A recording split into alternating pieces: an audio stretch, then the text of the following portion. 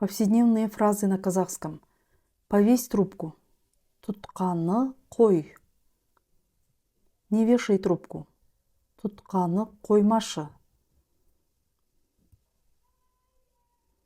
Это бесплатно. Бұл тегін. Это невозможно. Бұл мүмкін емес. Подожди.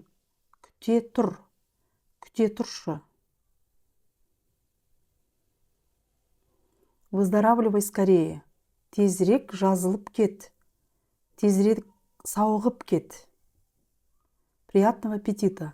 Ас болсын.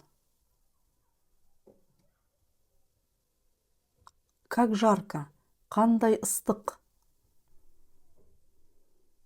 Как холодно.